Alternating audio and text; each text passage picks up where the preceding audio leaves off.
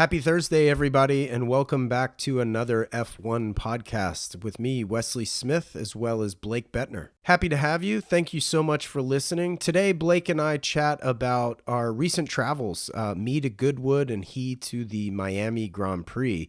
This was a really fun chat. We got into watches a little bit more than usual, which I think might be a through line going forward. And then, we recapped the race there in Miami. And, these are fun episodes. Really, really excited to share it with you. Hope you're having a good week.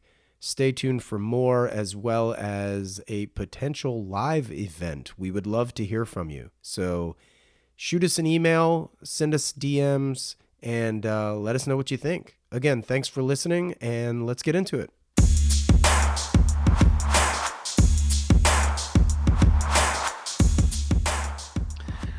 Wesley Smith, my guy, it's good to see you. How you doing today? Good, man. I feel like it's been a while, even though, I don't know, what has it been, a month? I didn't look at the dates.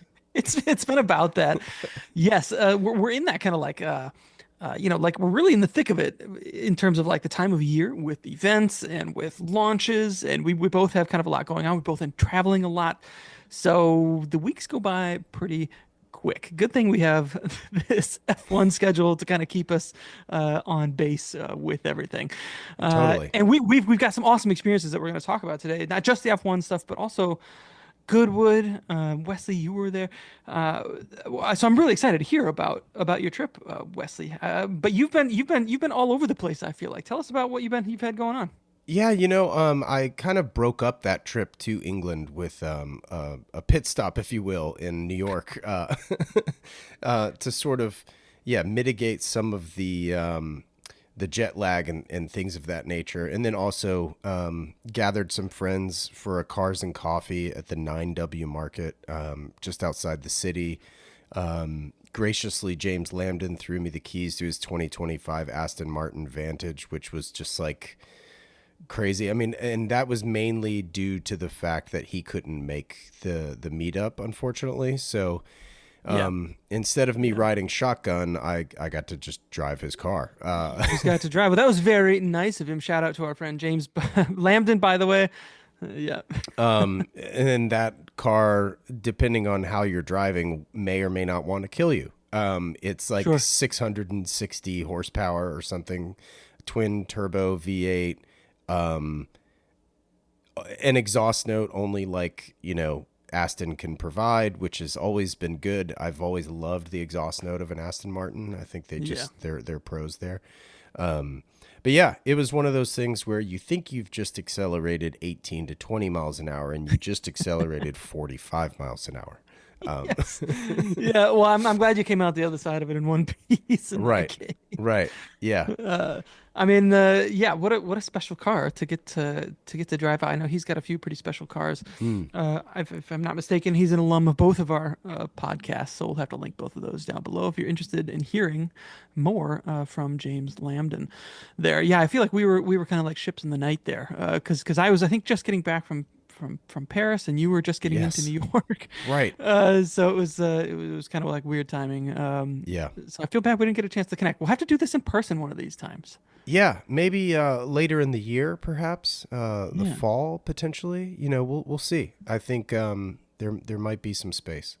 Yeah, absolutely. So keep an eye out for that. It would be fun to do is like a live recording, like at a venue. Maybe have some people. If you're listening to this and you're, well, I guess I don't know where we would do it at yet, so maybe we'll hold off on that. But I think it'd be fun to do a live recording and take like a live Q&A. Do a live Q&A with an audience. I think would be a lot of fun. So I'm into that. Maybe we'll try and get something like that hooked up either here in New York or out in LA. So if that's something you'd be interested in, drop us an email and let us know. We'd love to hear from you. Wesley, what are you wearing today? What's on your wrist? Oh gosh, I actually brought out the Longa One. The Longa One. Okay. I'd been I'd been wearing my OP No Date 36 millimeter, aka my wedding watch. It's a black dial from 2018. It was bought in 2018. I got married in 19, so it was sitting in its box for months before I was like really legitimately wearing it day in, day out. And then Honestly, this is kind of something that we have never really talked about is like watch ownership on this podcast, because obviously this is very Formula One centric. But since we're talking about travel and events, why not talk a little bit deeper into watches? But I had been contemplating selling my Pepsi, and Really? because I haven't been wearing it. And so I was like, maybe I should just start wearing it. So for the last week, save for the last few days. So the week prior to that, yeah, I'd been wearing my Pepsi like every day and just seeing like how I'm getting on with it. Why, just the emotional thing of like, well, why haven't I been wearing this? And I don't know. Hmm. So the jury's still out. I Jury's still don't, out. Okay. yeah, I don't think I'm ready. I think I like it too much. I think it's still too classic of a watch to let it go. And I think when I'm 65, I'll appreciate me not selling it. Yeah, yeah. I Do don't it know for though. future you. Yeah, yeah. I think that's a really interesting observation. I have definitely found myself in the same situation Hmm. where there is a watch that I realize I haven't worn for quite a while, and then that thought starts to creep into my head of, Right. do I really need to keep it? And I've done exactly the same thing. Well, I'm just gonna wear it for a week and see how I feel about it. Right. More often than not, I come out of that week reminded why I bought it in the first place and Yes. reminded why I liked it in the first place. Yep. And then I end up giving it like, oh, okay, not yet. And then, if I start incorporating it into my regular rotation more and more, then it's great. Sometimes I'll do that, and then it'll be like another 2 months that I haven't worn it, and then Mm-hmm. I'll realize, oh, maybe I do like the watch, but it's just for whatever reason, just not one that like I reach for to wear all that often, Yeah. which is fine. And then that, is maybe like, okay, well, maybe it's not the good long-term keep, but that whole process, I feel like could take a few months for you to kind of fully realize whether or not it's like a healthy long-term keep for you or not. So I think that's a totally normal thing. Yeah, totally. And then I'm also reminded, well, I did engrave the back of it, and but it wasn't like engraved with like a date or my initials or anything. It was more it's a slogan that says "Buy the ticket, take the ride." So Okay. if Okay. for nothing else or for no other reason, that engraving, I guess, just reminds me that like this is a ride. You should keep this watch, and you already made the commitment, dude. So You already bought the ticket, grit and bear it. Yeah, exactly. as they So, say. well, I mean, and then one could argue, well, just buy another case back and put a plain, an unmarked case back on the watch and then sell it. But I don't think that's the move. I think the move is to keep it. And we'll see. I mean, again, to be determined. The idea was to maybe sell it in order to get something else, of course. It wasn't, to free up space. It's always Yeah. a revolving door. Yeah, no, absolutely. Is it, and this is to be clear, this is a reference 126710 BLRO. This is, 2021. Okay. I get So confused sometimes because sometimes they have a habit of adding like an additional one in the front, like that the 1 or like you know what I mean? Whereas like it sounds like the exact same reference number. It just has an additional 0 or an additional 1 or something. right. Well, when it comes to the Pepsi bezel, that's what makes it. So this was I think it was 2018. That's when Rolex came That's when out it re-released it. Yep. with in steel, right? Because it was only precious metal Right. up to that point. So if Yep. it was a Pepsi bezel and it was 6 digits before then it had to have been white gold, right? And it only came in on the oyster bracelet, of course. And then they brought it in steel in 2018, which and ever since then, I feel like it's been kind of a crazy watch to get. Do you have it on the Jubilee or on the I oyster? do. Yeah, it's on Jubilee. And of course, you've got the different marks for the bezel itself, because I believe what the Mark 1 bezel or whatever they were calling it had like the purple hue to it. And then they were Yeah, trying to really dial in the ceramic colors working with one another, which yeah, apparently was the whole reason it was out of the catalog for a while, because they just couldn't get it right. It was the rumor. yeah, So yeah. I It's a think tough. mine's Yeah. like a Mark 2 or Mark 3 bezel. I can't remember. Interesting. Have you tried to if you were able to get an oyster bracelet, that Mm. might also change your view on it because it wears very differently on both. Yeah, no, So, totally. you might connect with it in just like a slightly different kind of way, So those who've listened to my podcast know that I share a Batman with my dad, and so that one's obviously on Oyster. It's the OG Batman from God, I don't even know what year that was, 2017 maybe.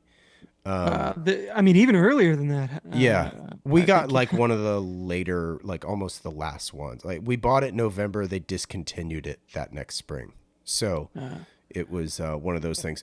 That's on Oyster. Of course, the case is shaped a little bit more square on that one versus like the more tapered lugs of the back girl or whatever anybody wants to call it. Yeah, so I'm a Oyster fan, but the Jubilee really is comfortable. But yeah. when you wear a 36 millimeter watch or you wear like a Longo one or something thinner, I guess, smaller, thinner, slimmer profile, and then you throw on a Pepsi, you do realize how chunky that case actually is. Yeah, it takes a bit of like Acclimating. adjusting Yeah. to it. Yeah. Yeah, I had this like with, especially if you go from like a 36 millimeter Explorer and then you throw on a sub and then you throw on a Exactly. Sea Dweller or whatever. It like that all require kind of a few days to kind of acclimate yourself to them. Totally. So, but congratulations, dude, the Longa one, amazing watch, of course. Oh yeah, it's a year old now. Yeah, I mean A this year was old. Wow. yeah, this was a grail. I feel like I've been a broken record, but yeah, I sold 6 watches to get it. Um, I and feel like we talked about it when you did. yeah, For some reason, it I just think feels we like it have. wasn't that long ago. Yeah, well, yeah, it was a year ago, April. Okay. So Okay. yeah, now Well, it's technically over a year old. I am I'm glad that you're still wearing it and getting enjoyment out of it. I'm wearing a Brew metric, Sweet. Which one? also H metric dial. It's the chronograph Oh yeah, I love this one. with like Yeah. the black and the red accents on it. Brew just released a hand winding metric today, which I thought was really sharp. So I was talking with our buddy Jonathan, Yeah. and I had Shout this out. land on my thing, so I was like, you know what, I'm gonna toss that on for today. It's a it's a watch that I love. I have been wearing my Ingenue like for the past week straight, Yeah. so this is the first time that it's been off my wrist. I was, of course, in Miami last week and weekend with IWC as a guest of IWC, and I only took 2 watches with me. I took um, the GST Aquatimer 2000 Okay. with me, which is a watch that I'm quite fond of, and I've got a story about that watch in a little bit that I'll share, Oh, and sweet. the Ingenue. So and I wore the Ingenue most of the time, which is just still a fantastic watch to wear. And then the aqua color's so Miami too, even though it's very Switzerland. It's also Yeah. Miami. Yes, yes, it fit right in Miami, so it was great. That's awesome. Of course, it was the Miami GP, and that had its own kind of drama around it. There was rain that passed through. There was crashes. There was for the fourth consecutive time, the winner of the race was not on pole Right. here. So there's all kinds of, just the usual F1 drama stuff. But being at the race is great. We got kind of some behind the scenes looks in Miami, like where all the team hospitalities are Mm-hmm. in the actual stadium, like the Hard Rock Stadium, Wow. where the Dolphins play. So, you go in there, you're on the field, and that's where all of the teams have their private areas where the drivers will hang out and where they kind of, I don't know, I guess regather between between sessions Yeah. or whatever they do there. So we had a lovely dinner in the Mercedes hospitality Oh, one incredible. evening, which was really a special experience. And it dawned on me in the middle of the meal that I'm literally sitting about on the 50-yard line of the Oh, no stadium in, way. in, in the So, middle of the thing. You kind of look up. It was one of those moments you just kind of like look around you and really appreciate like what's going on. so it's And basically an outdoor restaurant.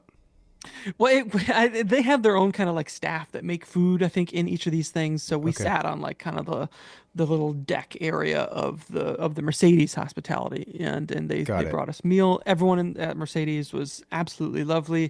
It was a really special experience. So thank you to Mercedes and of course our friends at IWC for making that happen. Mm-hmm. So that was but there was one other more special experience Oh yeah. that I Yeah. had, Yeah. and it might sound very simple, and I don't know why. That was just like yeah, it was just it just Well, it it can't happen resonated. any other way. So It cannot it is happen any other way. special. Like As okay, it's so just a say it. bike ride, right? Drop it on So us. I got to bike around the circuit That's so great. with a couple of the Mercedes people, and so I got to do a couple of laps. The first lap, you stop with the Mercedes people and they talk about the corner. They'll be like, look at the grade of this corner and look at how the curb comes up here, and this is what the cars have to keep in mind, and this is what makes this corner challenging. So to see it like literally standing on top of it was a really special experience. And then our second lap was just a flying lap. So we just got to like let it rip. And there's not that much elevation at the Miami circuit, so Well, I it's was not like yeah, I was gonna ask like how much sort of banking and or undulation is there in the track? I mean, obviously Florida being notoriously flat, just as a state, you know. Yeah. Yeah, it's really honestly mostly flat. There's not that much banking. The Right. only really little hill that is a blind area is turns like 14 and 15, which is that really strange little kink Mm. with the bollard that Max took out last year, and it kind of like went under his car. It's a very tight corner. So as you're approaching it, is a slightly uphill, so it's totally blind. Like your entry into the corner is blind. You just kind of aim at the apex of the corner going into it, and then trust that it's going to spit you out in the right spot of turn 15 That's so funny. for you to keep going, and then it kind of leads into the final like long straight of the track, which was really cool. I have a little video I took on the second lap. I took a video of me biking this exact exchange. So in the poster for this on the Deep Track, I'll put that little video so you can go and watch it what that was like. But I don't know why it was like the sun was setting. It was just kind of one of those moments that was like yes, like I'm what an amazing experience this Oh, this is. that's so funny. Here's a random question because like usually when you're filming, and I guess you could probably get a better understanding if it were like a still photo, but I'm just ruminating here just based on video alone. Um, the chicanes and like the curbs, if you will, around the track, how high are they? Like, could you jump your bike on one, or was it like, because obviously those cars are just insanely low. There's like what, 2 inches of clearance, So Yeah, yeah, and you see them go over some of them in the right, cars. sure, sure, and it's just really, really bouncy. So like, obviously, I've never been on a track before, so in those corners and such, how high are those curbs, if you will? If I had to guess, it seemed like some of them go up maybe 5 or 6 inches almost, but Oh wow, okay, it's a rake, it's an angle up sure, into yeah, that, so it's yeah, not like it's a curb, right? right. It's not a blunt object. But yeah, around some and all this I think is to keep the car kind of honest around the corner, Sure. right? And to kind of keep it on that. But yeah, some of them, especially around the chicane on the in like sector one of the lap, they get up like pretty high Okay. and noticeable. The guy that we were from Mercedes is like, ride your bike up over them and you'll be surprised at just how much like Yeah. it goes up, and of course it's got the bumps and all that kind of stuff. So it's the same purpose as like the sausages in chicanes and Hmm. and a lot of other tracks and stuff like that is Yeah. to make sure that they're keeping their car in the confines of the track, because if they Totally. have like if the middle of the car, we see this all the time, the middle of the car will scrape along that thing, and it's like it can totally unsettle the car. I think that's what shunted Lando Norris in qualifying in Jeddah. The other, he came across, and it's you don't know what the car is going to do. I think if Right. when it unloads the rear wheels, it's like you just hope you're pointed in the right direction when it Yeah. comes Are you back. are you coming out of it with sparks only, or are you getting pitched into the wall? Like Yeah, yeah, and that's for I'm sure all the drivers know exactly what they can get away with on sure. each of the turns, like at every track. Like they know that one I can take, super aggressive, or this one like I better stay away from, or it's gonna throw me into the wall or something like that. Right. But it was cool to like be on it, standing on it, biking over it, and really seeing it in person. They had just recently resurfaced the whole track there in Miami, so Oh, it was okay. you put your shoes on it and just try to slide your shoe across it, and it like grips the Really? track. Yeah. I don't Oh know what they do, wow. how they do that. I'm sure there's like a formula that they have to use to kind of keep it like within a certain like grade level for the cars to be able to race on. But Yeah.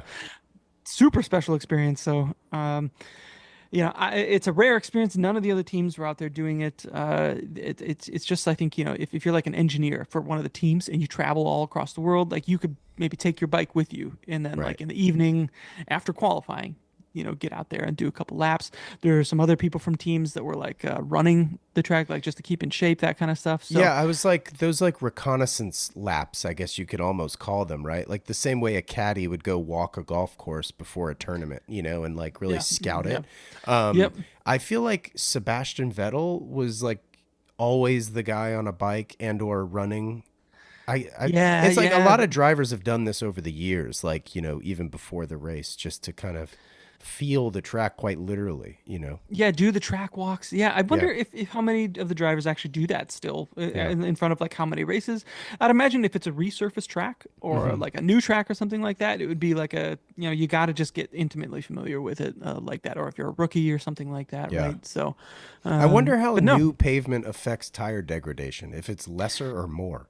I think it's more because Yeah. I think that they were saying So that grippy. it's grippy. It will like chew through the tires a Yeah. little bit Yeah. quicker. Yeah. Yeah. And that's of course what gives this year it seems like McLaren the advantage that they have is their car seems to be much kinder on the tires and how the car can kind of like channel air over and around the tires can also affect like how quickly they weigh, especially in its suspension, how much it's digging in. So I think there's a lot of factors that go into this outside of just the surface of the track, Sure. but that is obviously the biggest contributing factor.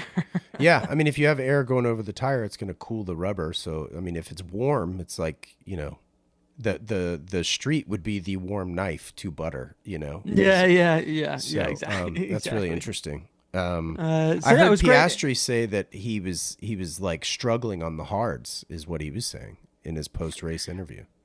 Yeah, it's so one of the things, and I was also going to mention, like being at the race Hmm. and being at the stuff, you don't really get a sense, like you're not watching all the interviews. You don't even really get a sense of like where they are, like what Yeah, I their wanted to times ask are. you about this. Like when I was there photographing the sprint qualifying and you get caught up in all this, the crowd's cheering and all that, and I realized like I had no idea who was where. Right. So I had to like kind of walk over to where there was a TV and like look up, and I was shocked to see Antonelli takes pole for the sprint, which was, I had no idea. It was so exciting Yeah, to watch and unbelievable. see. But yeah, you don't get a sense of that if you're just like looking at one part of the track. Obviously, you don't know the time that they just did. They just did. Right. You can maybe see like who's in front of one person or the other, but other than that, like it's hard that you don't. You're just kind of in your own world there, and you just kind of see the cars as they go out to track, Hmm. and that kind of is what it is. So I actually came home for the race itself and Hmm. watched the race here at home, which is Oh, actually a interesting. great way to do it because you get to see you get the experience of seeing the cars on track and qualifying. All that it's all exciting, but then you get to follow the race much easier Totally. on the telly. I mean, not to use golf So again, but like it's the same thing in golf, right? Like if you're on the course, you only get to see one or two players, unless, I mean, or you could stay at one hole and watch yeah, all the players come through, hitting similar shots and what have you. But you right, have no right, perspective on the tournament at large, and it's very right. similar in See, F1. yeah. You could set up camp between like, pole 13 and 17 and kind of go between and CMT off here or there. But you're making that conscious decision like, okay, this is what I'm going to see. Right. And these are the holes that I maybe want to see. There, I would prefer it to be like, look, this is like the corner section that I could be watching. Right. And then just kind of have that experience.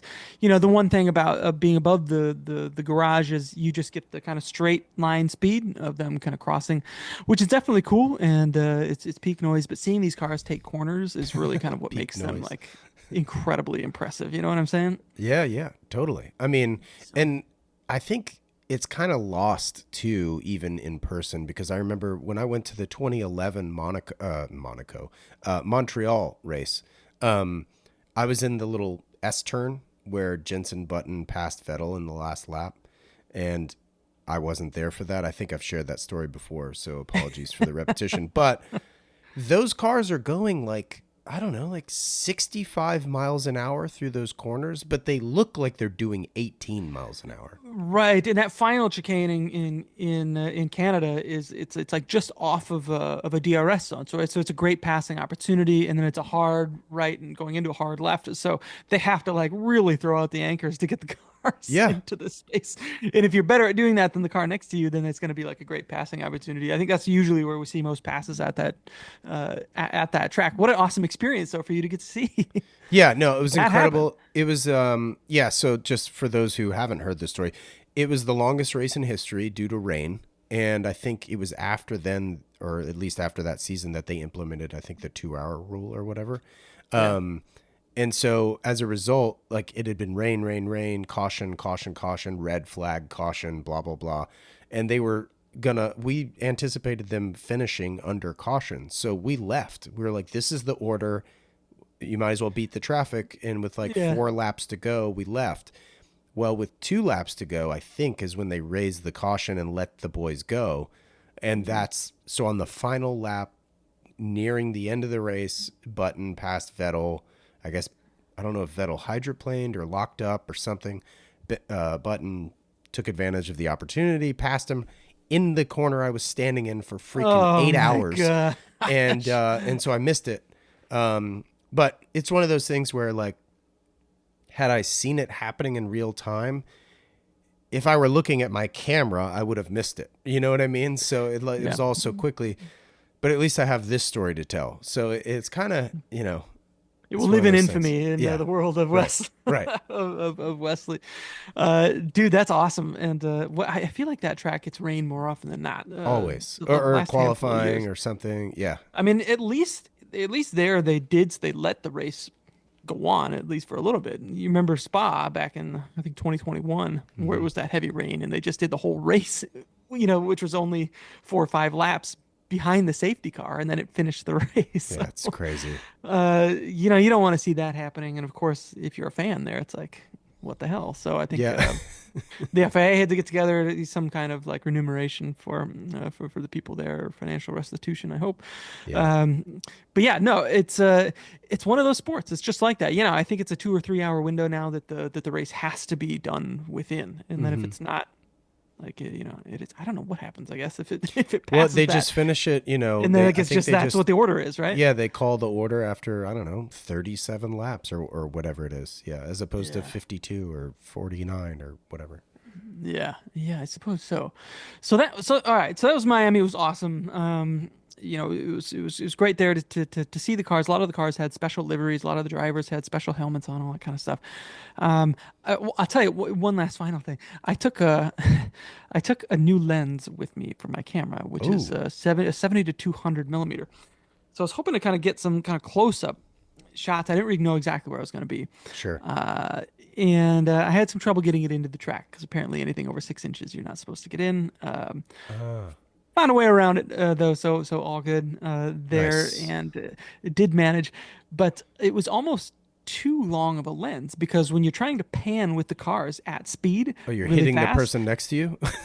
well, that and like, look, you're zoomed all the way in on the thing, so the car is like taking up your entire field of view, and trying to keep that in your frame of view as you're panning that fast, almost impossible. Yeah.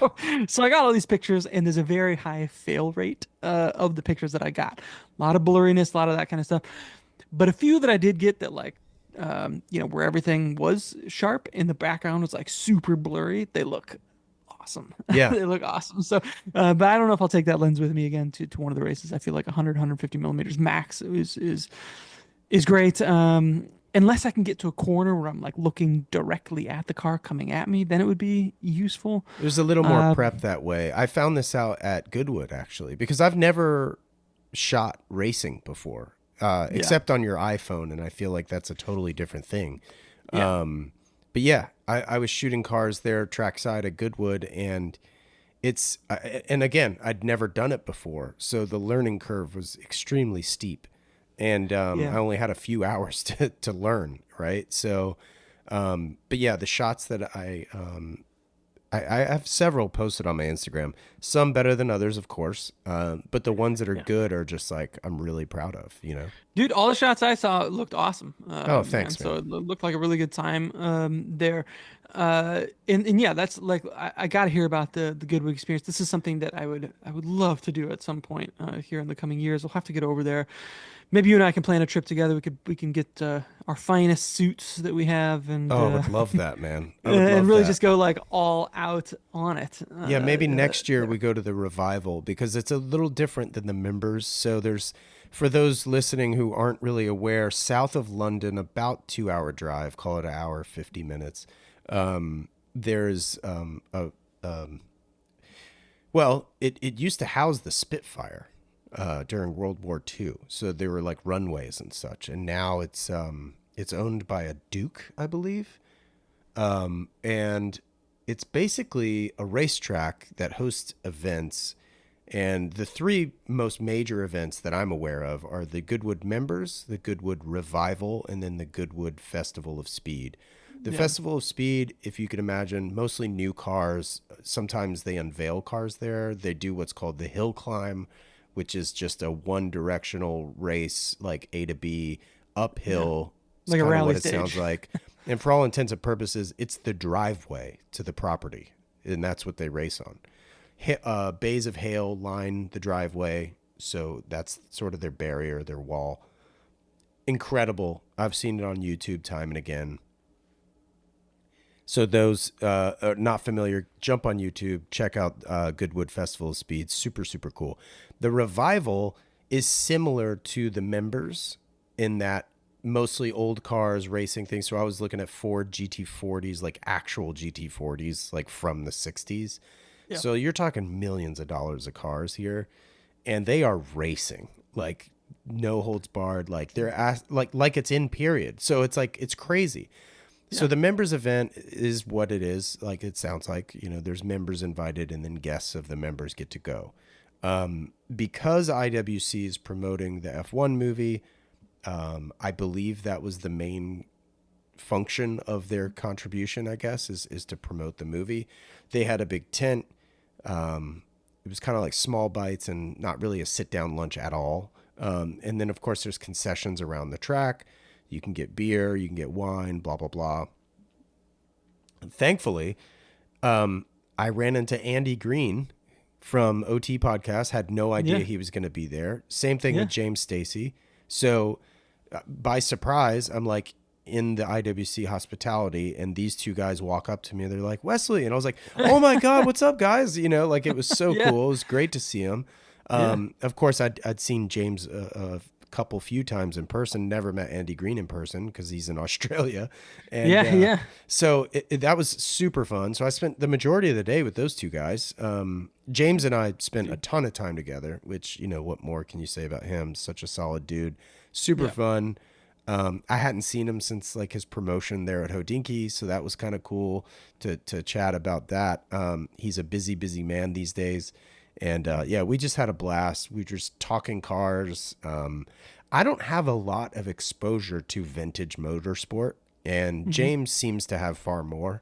So, in fairness, he was like and he like explaining. knows everybody too. Like, Yeah, yeah, yeah. So I mean, he was like explaining some certain things and like bits and bobs about the cars and stuff, which like some of the stuff I knew just from being a fan of cars, but like Yeah. the actual motorsport aspect was like it was really really cool. Oh, man, But that's awesome. so the revival is sort of like the members, but it's all in period. So everybody dresses in like old timey clothing and like vintage, work, like onesies, like mechanic suits and stuff, and like Yeah.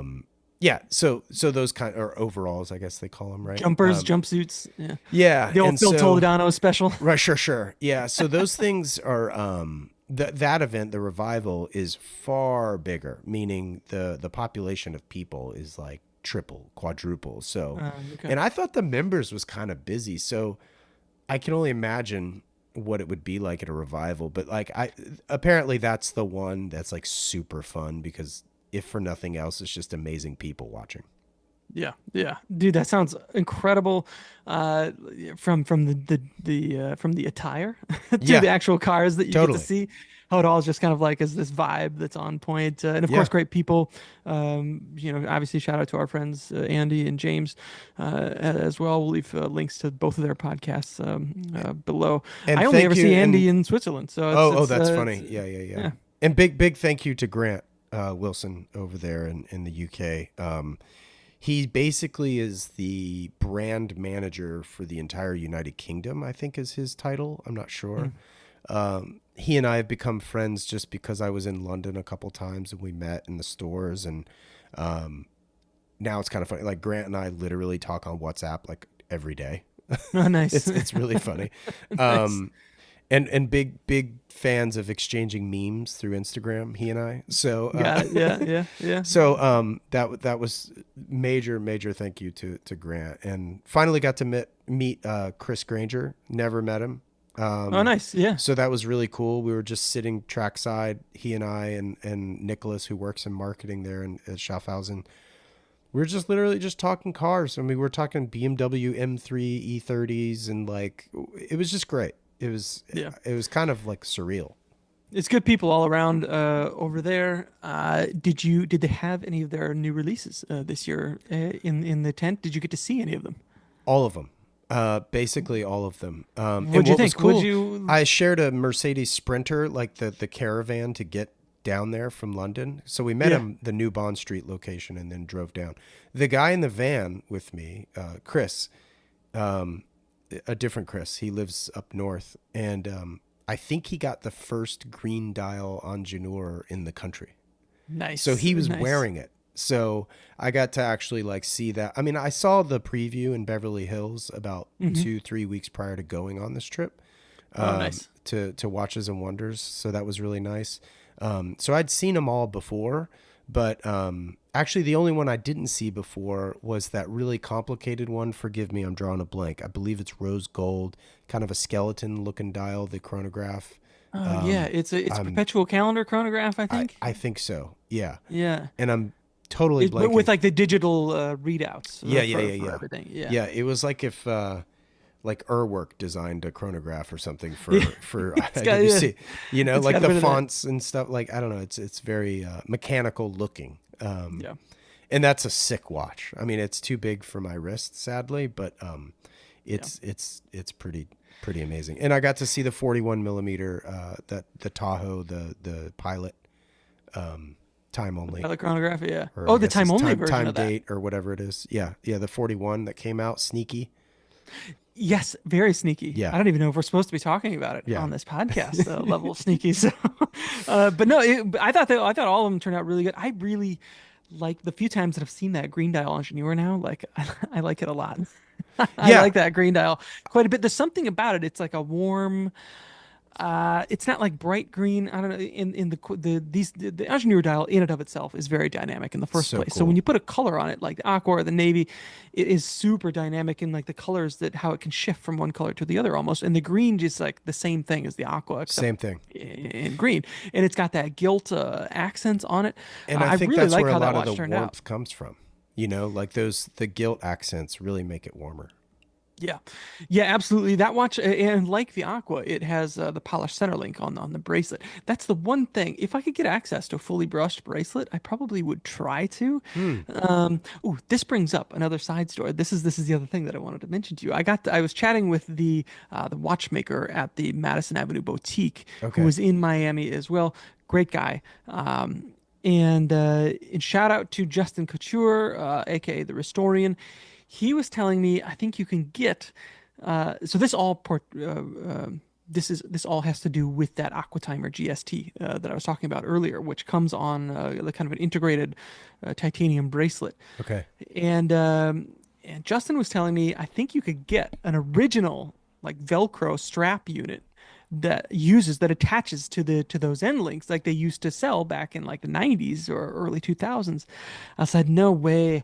So I talked to the guy about it and he said, "Oh yeah, we can hook you up completely and get an original Velcro unit for this thing." So now this like changes everything entirely with this watch. I love this watch for a lot of different reasons. It's very funky. I love the GST line in general from IWC, and the fact that now that they have preserved these original Velcro straps. I think it also came out like a rubber unit as well. To get it's like a no-brainer now. So that's my next mission here with these with the old Aqua timer Oh, as I well. love it. So It's these are like 42 millimeter, these watches. Yeah, but it's all titanium, so they wear a little bit lighter. Yep. The only thing I would say is the hour markers are like slightly small compared to like a Pelagos or something Sure. that's around the same size. So Yeah. it looks a little bit bigger because it's a lot. It feels like more dial, but it's got that kind of reversed out bezel, and it's a push to turn bezel. It's just super in 2,000 meter depth rating. It's ridiculous. You know, It's just. I hate to be the guy that always compares things to compare the, like the work, comment from before, but like this almost looks like if IWC were like it's like if Rolex combined with Zen. Like it's like if you had a Submariner and then did it in the form of a Zen, like you would have this watch. It's got a bit of that with the kind of like funky mid 90s Yeah, IWC it's tool really watch great vibes because I mean thrown those into are there. obviously two classic brands and like Yes. Yeah. design languages. Yeah, I love it, and it's and I have this like weird love of like Velcro straps for watches. So, like I had a custom one made for my work like years ago, and I like the high-low type thing. Yeah, of course. There's some, and there's just infinite adjustability with the Velcro. You're So on your Richard Mille right now. yeah, exactly. Yeah, it's so it's it's just one of those things. I'm happy to hear that they do that, and I don't know if there's like some Swiss law or something that says if a brand comes out with a product that they have to maintain it's like certain replacement parts for like a length of time as like a consumer rights type thing. I love this. I don't know, but it's really cool, and because it's like one of those concerns that you have if you're going to buy a watch with like a rubber strap or like an Oyster Flex strap or Mm, something like that. Like, you see a lot of Daytonas that look great that are like 50, 60 years old. And when I buy a Daytona, I want to think it's going to look cool in 50 or 60 years. right. Well, That that how sounds is that like Oyster Flex going to hold up for 50 or 60 right. years? Yeah, totally. You know? That sounds very Porsche. It's because they just continuously make parts and stuff too. Yeah, exactly. Right. So if you want a replacement part for your headlight for your 964, your G body or something, you can get the exact part and it's good as new. So, Right. um, did you have was there good like watch spotting? Did you spot any really cool watches Yeah, in Goodwood? I mean, one guy was wearing the Toto Wolf. Um, I love that the shock absorber. yeah, yeah, and I love that thing, that dude. was cool to see that up close. I got a shot of that. Gosh, what was I'm trying to think of I think Chris was wearing the performance chronograph if I recall, which I'd Yeah, seen a yeah. couple times, but you don't see a lot of those in the wild, right? You Like really don't you with the don't. ceramic bezel Yeah. Yeah, yeah, piece. yeah. Yeah. I actually wore my Portofino chronograph to that event because that was literally like the start of all of this nonsense for me. Like that was the Okay. first watch I ever fell in love with in 2007, and that was cool because I didn't see a single other one. I love it. I love it. I ran into a watch that I never see in the wild either. I think Oh, this is cool. maybe the only time I've ever seen one in the wild. It was at an event that IWC did on Thursday night, and it was kind of talking about the production of the movie. Jerry Bruckheimer was there. A Oh, couple of the whoa. actors Yeah. from the movie were there. George Russell was there, and Toto Wolff was there. George had on his Custom. killer custom ingenieur with that blue dial, so good. And Toto had his Toto on the shock absorber, right, with the Petronas screen, which is really cool. But a guy that was there, and by the way, like the event, very very cool. Bruckheimer and Toto and George, like they all talked about like making the movie, how they incorporated like Lewis's feedback. Hmm. Like just kind of how accurate it is. Really, really cool experience. It made me more excited about the movie Yeah. a little bit, honestly. So, that's another thing. But anyways, a guy there had on a Da Vinci perpetual calendar Oh, is that the one you from like posted? yes, and it is so cool That's in such a person sick and watch. seeing one. Like he was walking by with his buddy and a couple of guys that I was with were like noticed it immediately and like stopped the guy. And we're like, oh my Yeah. God, let's talk about your watch. So he told us the whole story of how he got it and all that kind of stuff and how much he liked it. But it was, obviously everyone has, it's a lot more of the newer stuff which is all really cool in its own right, of course. Yeah. But this Da Vinci, is of course a very important watch in the history of IWC and the Sure. perpetual calendar. It has a very unique look, like how the strap connects to its own piece that's kind of Yeah. separate from the kit. It's not for everybody, but it's its own thing, I and I think love I it's just love awesome. I love that watch. But honestly, it's where the strap meets the case that I hate. And Yeah, then the pushers are a little phallic for me. yeah, but it's a little strange. Yep, yep. It's just it's just one of those things where like if the pushers were a little different, I think that would do it. But then yeah, the connection of the bracelet or the strap to the case, it's very like a late 80s cheap belt, where like a reversible cheap belt that's black and Yeah. brown with the Yeah. rotating like buckle, that you would get at like Yeah. So you Kohl's or can something. so you can wear it on either side. Right, right, right. To be clear, the watch itself doesn't look cheap or feel cheap or But anything like but that. But it everything else reminds is you. incredible. Like Yes. Yes. and I love the Yeah. case shape. It's kind of got that Yeah. Portofino chronograph sort of vibe, that sort of curved case. I Yeah. love it.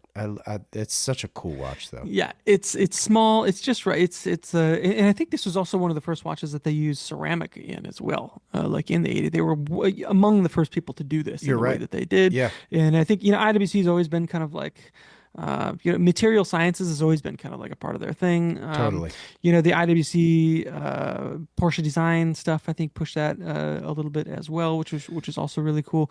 So yeah, there's a lot of connections, a lot of dots here, and I love seeing all of it out in the wild at an Yeah, event like this. Yeah, you just jogged my memory about the brew that you're wearing, because it's very Orfina, very like chronograph Yep. one, Yep. Yep. approach. Which shout out Jonathan Yep. for those nods, because it's sick. I love that brew. I have an original one with like the blue and the yellow and blah blah blah, and The it's such retro, the retro yeah, the dial. retro, yeah, it's great. I want to talk to you about George's watch though. Did you get Yeah. close to it? Like, did you see it? I was within a few feet of it. Okay, okay. Yes. Because I was like, I didn't realize. So Bamford did the coloring on it. Yeah. Yeah. That's true. They did the whole thing, which is awesome. Is And I that wish, the first time George Bamford has ever worked with IWC, or has he done? I mean, maybe on his own he's done stuff, but like, Yeah, I was gonna say on like a formal level, that might be the case. I feel like that's the first I've ever heard of something like that from Bamford. But I don't know. I'll have to. I'll shoot him a note Because he's ask super him. close with Tag, obviously. Yes, but you know him. Like he's got his. He knows everybody. Well, he's got his like, fingers in all kinds of pies. Yeah. He's yes, yeah. Also, a alum of the podcast as well. We'll leave a link to that episode down below. He's a crazy human being, and Yeah. I say it in the best possible way. I've never love met you, him. George, if Yeah. you're listening. But yeah, with the customization thing, I love that they did this with them, and it turned out beautifully. And I told them, like, boy, if that kind of a dial, but placed in the titanium case ingenieur, I think would be peach. So Okay, that's so you're speaking my language already, because like I still can't get the titanium ingenieur out of my brain. And Yeah. when I was in New York for that little like quick stop for a few days before flying to England, I went into the Madison boutique just to try it on again, just to see like, am I actually still in love with this? And the answer is yes. And Yeah. and actually Grant gave me a little ribbing in England. He's like, yeah, I've been trying to sell Wesley this titanium watch for over a year now. And it's like, it's not that I don't want to buy it. It's like, it's a considerable amount of money. Right. And like, Yeah. as you're prepping for a baby's arrival, it's like, is this what my daughter needs, or is this what I need? Yeah, exactly. You just get an engraving on the case back somewhere, and then it's you're future proofing it. Do people No, do people engrave titanium? I've never seen it. I might take a special kind of tool or something like that, Right. right? I don't know. I don't It's know, a man. really That's a good question. Yeah. Yeah. I can't even remember if that has. I don't think that one has an open case back, just like the other ones. I am obsessed with it. I love the material science. I don't own a titanium watch, so there's kind of that hole in the collection. Dude, that's a big hole, Wes. Yeah. Yeah. I'm not going to give you much trouble for it, but I'm going to give you some trouble for it. Well, Like, there's dude, that, but then there's also you do have a Sertanium watch, so that's like I do. But the thing is speaking of the chronograph one, that's another watch that I've always wanted. yeah. Have you It's a tried do banger you own watch. one of those? Yeah, I've owned a couple of them. So how do they wear compared to, say, your Ingenieur? Because they're about the same size, aren't they? It's a bit thicker. It wears a little tankier on the wrist, but it's still just as easy to wear. Okay, I so would say. hearkening back to our Rolex Pepsi conversation a few moments ago, would I like the Orfina? Or not even Orfina. It would be like the Porsche design, whatever. Not necessarily new, but point being is it too big for me? I don't think so, because the case itself isn't that big. It's a small footprint. It just wears a little bit tall on the wrist. That's I all. see. But like Okay. It's a every time you casual look at watch it, like anyway. you smile. Like my face would light up every time I look at. Like Ah, I shit. love You're talking this me into watch. it. Yeah. Dude, it's so good. I've been So, talking to I Wes can't recommend it Wynn. enough. Wes Wynn, who is at Collector's Corner, New York. Shout out Wes. He and I have been talking chronograph ones for a while. I know Cam Barr at Craft and Tailored. He's known to carry that watch from time to time. Yeah, I I know would ping Zach him Weiss like, has one. yeah, Zach Weiss has a couple. I don't know if he still has them, including the like army green original Yeah, coating one, yeah, which is so so cool. good. Yeah, Yeah, exceptional watch. He and I at one point in the office had like 4 or 5 of these things between between us because that's we love great. them so much. I think we've Okay, consolidated all right. Well, since you're then. not But yeah, talking me out of it. You know, yeah, you're I'm the wrong certainly. person to talk to Yeah, if you're yeah, on the sure, fence sure. there. Like I am unequivocally, you need one of these watches. Like Okay, yeah, they're fair enough. fantastic. Yeah, yeah, totally. So All right. that's that. Should we talk about the race? Yeah, we could do. Yeah, we did. I look. I feel like I've said this multiple times when we've talked about F1 over the past couple of years now. Okay. That I think Piastri has a higher skill ceiling than Lando Norris, Oh, and I wow. think that is coming to fruition. And I think we are seeing that like literally happen right now. That said, like Lando has kind of gotten himself into some of these Mm-hmm. situations Mm-hmm. when I think he's maybe would have been the faster driver. He could have won some of these races. Jeddah, as I mentioned earlier, that's on him. The turn, the turn 1 and 2 incident that kind of, yeah, he didn't have to be that aggressive. He knows he has a faster He's car. trying too hard. He's trying to like he could have played that a little smarter, I think, and then maybe he would have won the race if that was the case. But that's still his own doing, Yeah. And Oscar is very smart about how he drives, but at the same time, like he makes moves that are just like ridiculous. Yeah. He's in his head is cool. I like Piastri a lot. Like Do to you? me, Okay. he's one of those guys that it's like um maybe like out of the box, you can tell there's like something there, and then he just methodically adds to it, Mm-hmm. adds to it, Mm-hmm. adds to it, and then now a few years later, he has more F1 wins than Lando does, in like 50 less starts, Third straight win, I think, this weekend. and his third straight win, and now like a bit of a lead in the drivers' championship. So, but I mean, yeah, That's what surprises me. I'm surprised. Like, okay, if he could beat out Lando here and there, but like, are we surprised at all with who's where in the lineup? Because like Verstappen, like obviously apparently he had like a braking problem for this race or whatever. He wasn't really tickled with his brakes, but like I don't know. I mean, I obviously McLaren won the championship, the team championship last year, so we knew the cars were going to be good. yeah. But did you anticipate Piastri being one, Lando being two, Verstappen being three? I did, and that is something that I thought we might see this season coming into Interesting. this season. And yeah, and honestly, like if he doesn't like spin out into the grass in Australia during that rain, like he probably has a 40-point lead in the drivers' Mm-hmm. championship right now.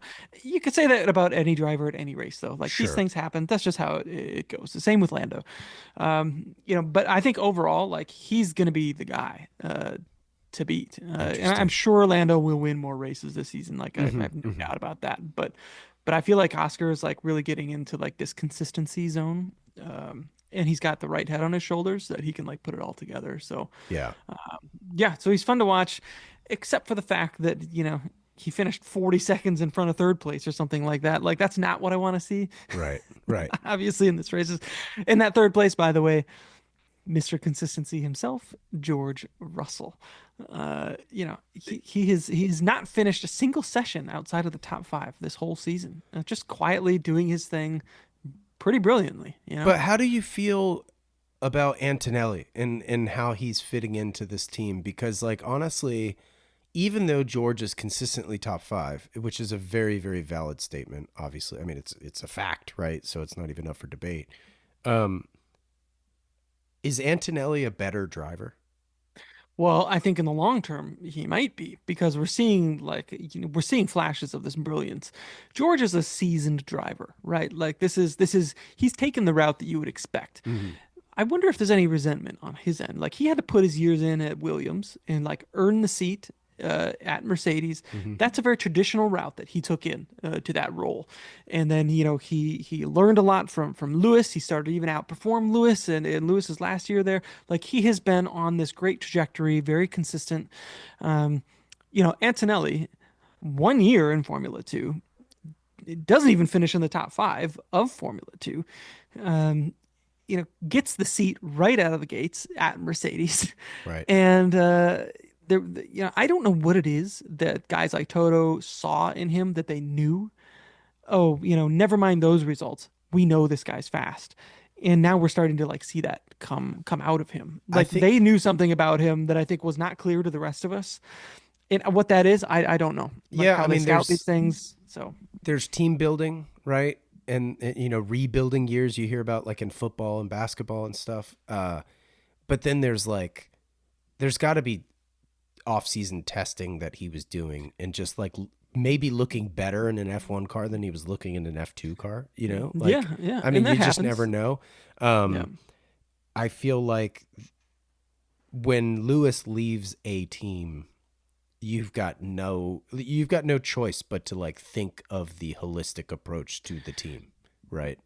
And I yeah, feel like and that's like if you're going to rebuild with one of the youngest drivers ever. yeah, yeah. And you look, and I think it was a good call by Toto. And I don't think like Toto is a very reasonable person. Sure. He's not like just like, oh, I'm gonna take this big chance. Like It's he seems logical. to like he's Yeah. very logical. So it tells me there's something that he felt very confident about with Kimmy, and obviously he's fast. And we're seeing that time and again. And with him catching the pole for the sprint was really remarkable. Uh, he even put the car right where it needed to be for qualifying on the race. In the races themselves, he's getting beat up a little bit. And I Hmm. think that those are the experiences that he needs to be having right now Right. to learn. Hmm. And I think we'll see more of that throughout the season, and he'll learn kind of how and where and when to get his elbows out, and how to race like in a smart way. I think there's no way to get that kind of stuff but through doing it in Hmm. the races. Yep. And he's doing that right now. He's getting that experience. So for him to be starting in that position, like in one or in three or in four, and then be getting beat up a little bit by the other top drivers, I think that's just something that would be really good for him to go through. And he's getting a lot of valuable experiences under his belt, which I think will pay dividends by the end of the season and into next season and in the season beyond. Yep. Obviously, very bright future there. Mercedes has, maybe low key, one of the best driver pairings on the whole grid.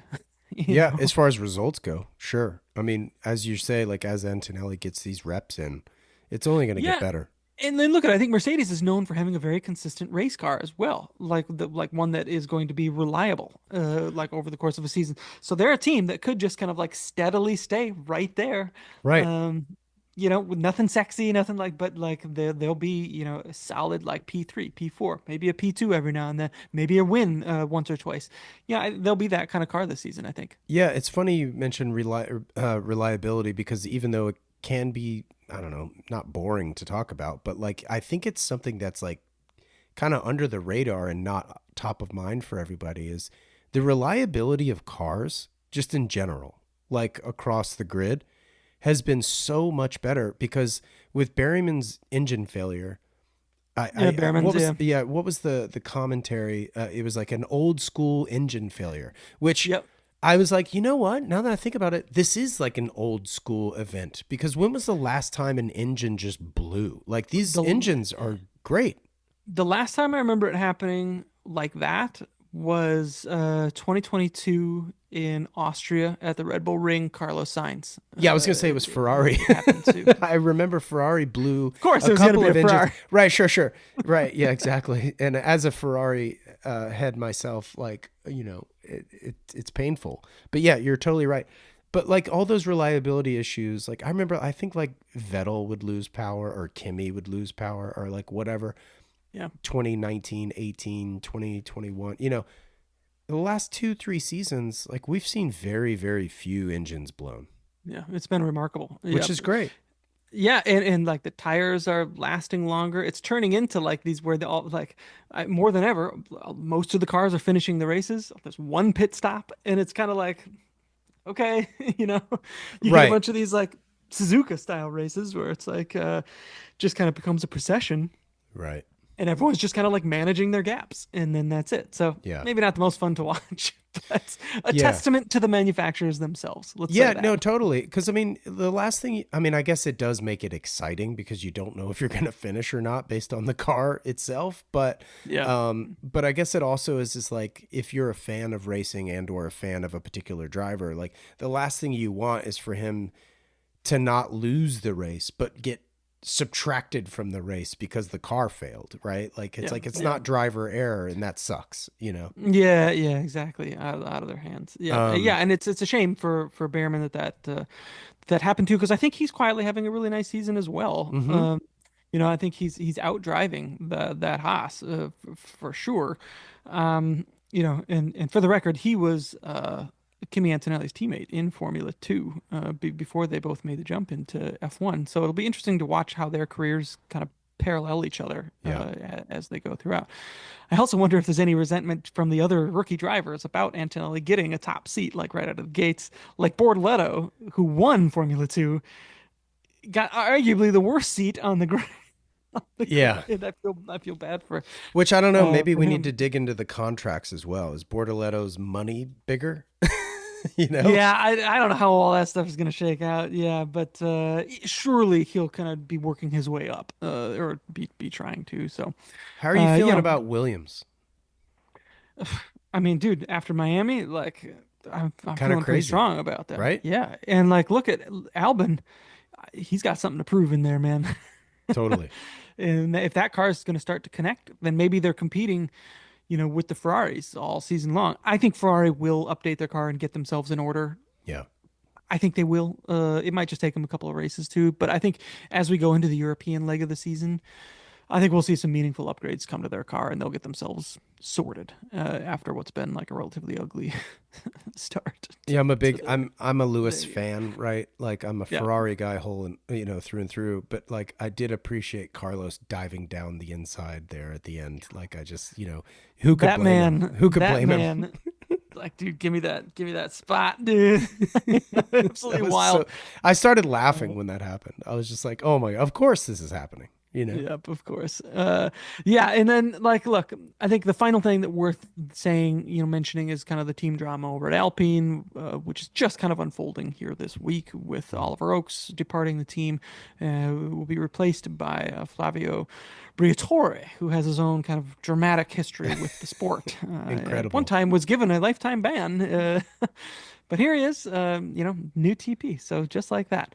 And of course, unfortunately for Jack Doohan, will not be continuing with the team and will be Franco Colapinto getting his seat for the next 5 races at least. I think they signed a 5 or 6 race Oh, contract is with that him, right? Okay. which was kind of strange. So I think they'll take kind of an assessment of where they're at that point, and then Hmm. see if they want to do something with their young driver Paul Aaron, or what direction they're going to go from there. I have no idea, but I like Pierre Gasly a lot. I still think he's super Yeah. talented, Same. and I think he outdrives that car like more often than not. So I hope they can get him a solid car and a solid teammate without too much drama, without too much drama over there. Do we need a new So principal at Ferrari? I think Freddie will get it. I think he'll get it together. Okay. I think so. Yeah. I think so. You give me a little time. They missed some benchmarks clearly, but I think if they can identify exactly what and then address it appropriately, no harm, no foul. Yeah. So that's my thoughts at least. All right, Sweet. Wesley, This is fun. amazing chatting with you. Of I want course. to give a huge thank you to IWC, Yeah. who hosted both of us at Goodwood and at the Miami GP.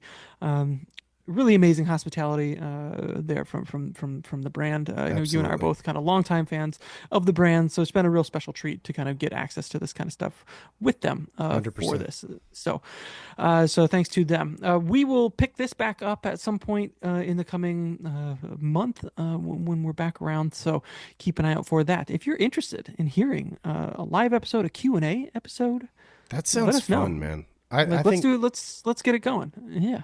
I mean, even if it's like 20 people, like, or whatever, like, I think in New York City, maybe in the fall, closer, definitely after summer break, Yeah.